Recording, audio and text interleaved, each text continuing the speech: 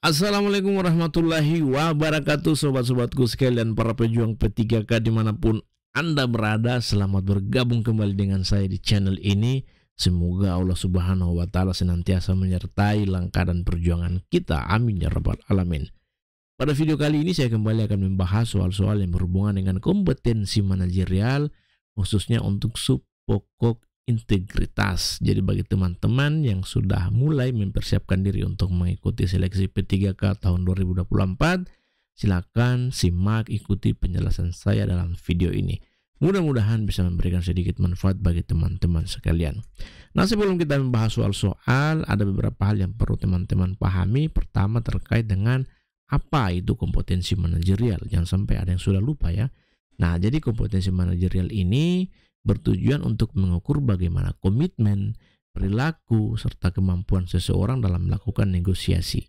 Jadi para peserta seleksi akan dinilai integritas, kerjasama, komunikasi, orientasi hasil, pengembangan diri dan orang lain, pelayanan publik, mengelola perubahan, dan pengambilan keputusan.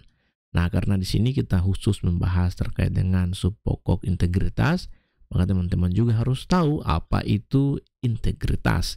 Jadi integritas itu adalah konsisten berperilaku selaras dengan nilai, norma dan atau etika organisasi, dan jujur dalam hubungan dengan manajemen, rekan kerja, bawahan langsung, dan pemangku kepentingan, menciptakan budaya etika tinggi, bertanggung jawab atas tindakan atau keputusan beserta resiko yang menyertainya.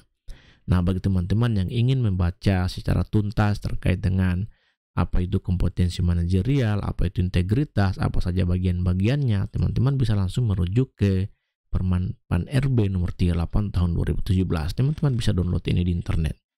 Nah, selanjutnya kita akan coba untuk melihat bagaimana sih bentuk-bentuk soalnya terkait dengan kompetensi manajerial, khususnya untuk sub pokok bahasan integritas. Kita mulai dengan contoh soal nomor 1. Perhatikan baik-baik, saya akan bacakan untuk teman-teman sekalian.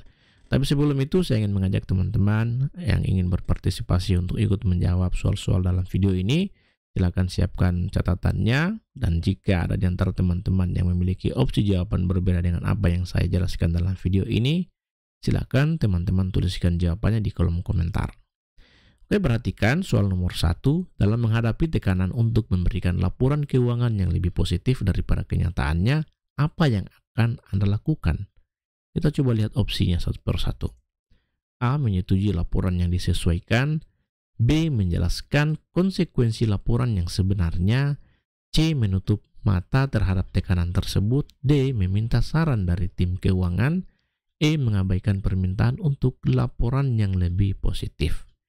Nah, untuk soal nomor 1 ini jawaban saya adalah B ya, menjelaskan konsekuensi laporan yang sebenarnya.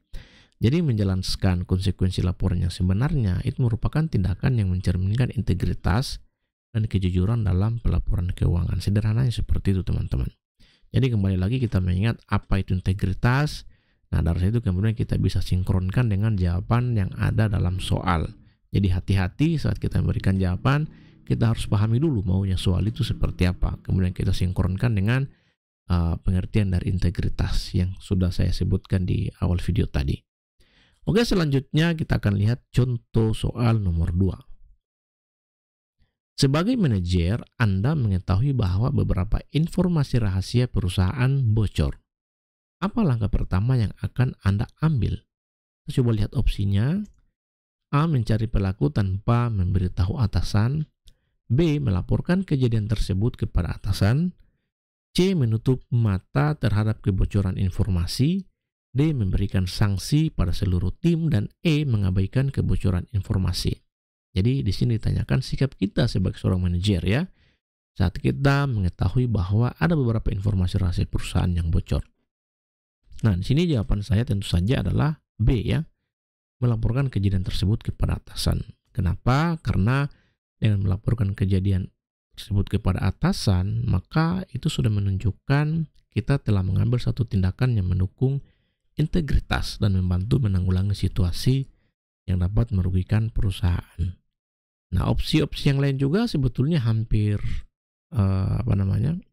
hampir benar juga ya kalau menurut saya. Tapi opsi B ini lebih menunjukkan bagaimana kita mengambil satu tindakan yang betul-betul bisa menanggulangi situasi yang sedang terjadi. Karena posisi kita sebagai manajer, kita punya atasan, maka kita langsung komunikasikan hal itu kepada atasan.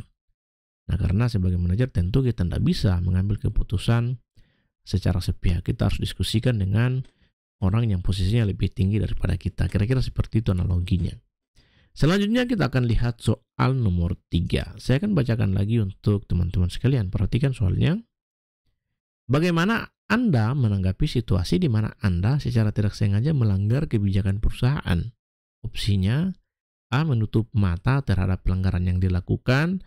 B. Mencari cara untuk menyamarkan pelanggaran tersebut. C. Membenahi pelanggaran dan memberitahu atasan.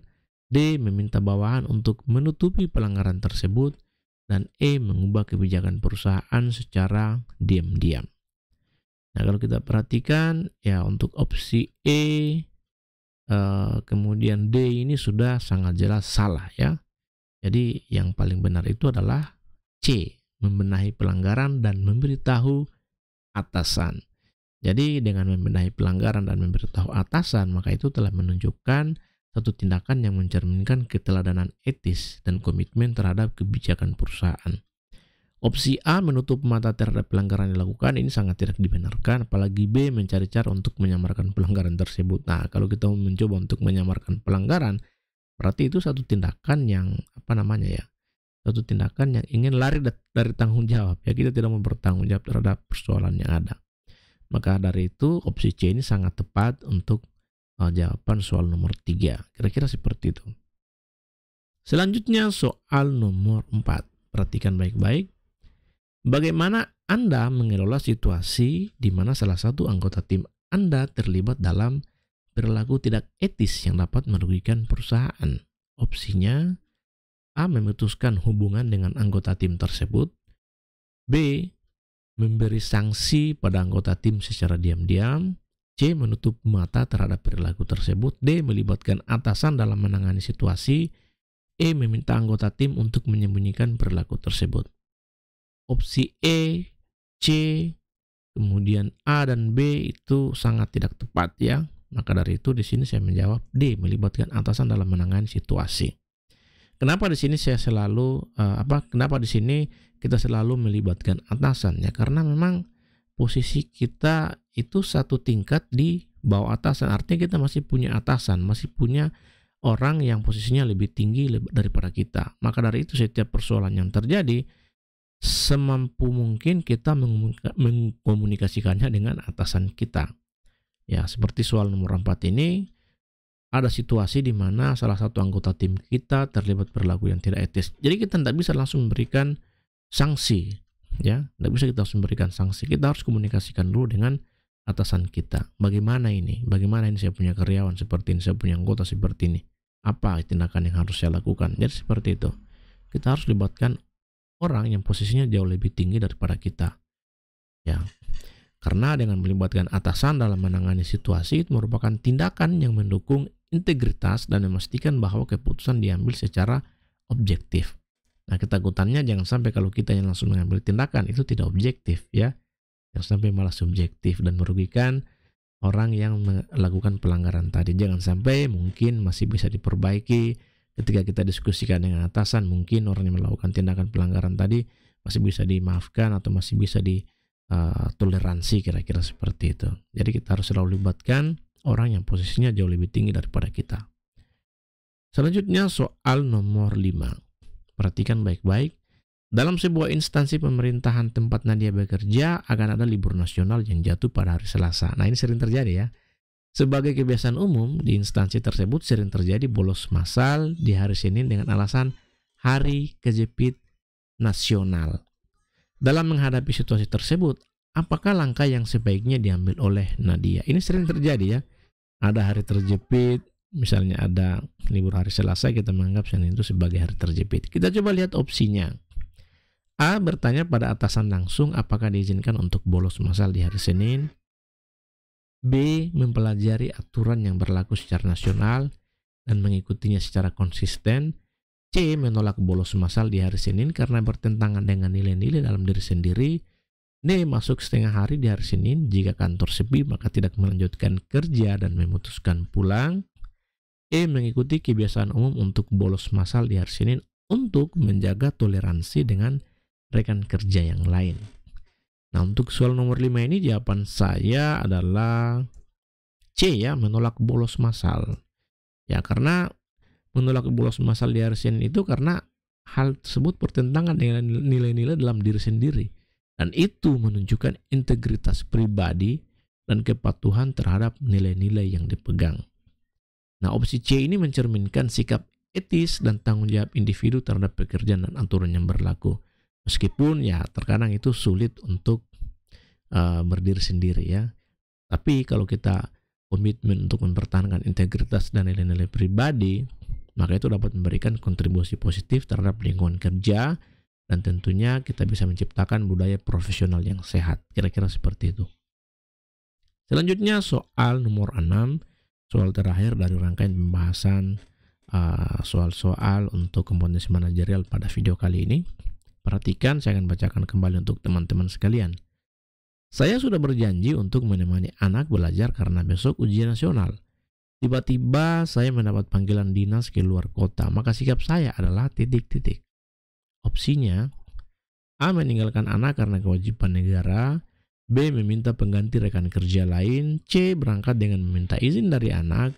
D. Minta maaf dan memberi pengertian kepada anak. E. Anak pasti mengerti dengan kondisi ini. Nah, untuk soal nomor 6 ini opsinya kalau kita perhatikan hampir semuanya benar ya. Tapi ada satu opsi yang paling tepat di sini. Nah, di sini saya menjawab D ya, minta maaf dan memberi pengertian kepada anak. Nah, kenapa? Karena hal ini mencerminkan tindakan yang sesuai dengan integritas. Jadi meskipun ada panggilan dinas yang mendesak, tetapi kita memilih untuk memberitahu anak dan meminta maaf karena tidak dapat memenuhi janji untuk menemaninya belajar. Hal ini menunjukkan komitmen kita terhadap nilai-nilai kejujuran dan tanggung jawab yang merupakan aspek dari integritas itu sendiri. Jadi kita minta maaf, kita jelaskan, berikan pengertian kepada anak bahwa kondisinya seperti ini, kondisinya darurat, ya. Nah, berangkat dengan meminta izin dari anak, ya itu bisa saja benar, tapi kalau langsung berangkat dan meminta izin tanpa menjelaskan kondisinya seperti apa, saya kira itu juga keliru. Jadi yang paling tepat itu adalah kita minta maaf, kemudian kita berikan pengertian bahwa kondisinya seperti ini. Insya Allah anak pasti akan mengerti dan tentu akan merestui kita untuk meninggalkannya pada saat itu yang sebelumnya kita sudah komitmen untuk menemaninya dalam belajar. Kira-kira seperti itu.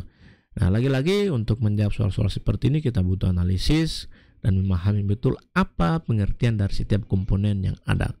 Ya, khususnya kalau di sini kita bahas tentang integritas, kita harus paham betul apa itu integritas, kemudian kita kaitkan dengan opsi-opsi yang ada. Dengan demikian maka kita bisa tepat dalam memberikan jawaban.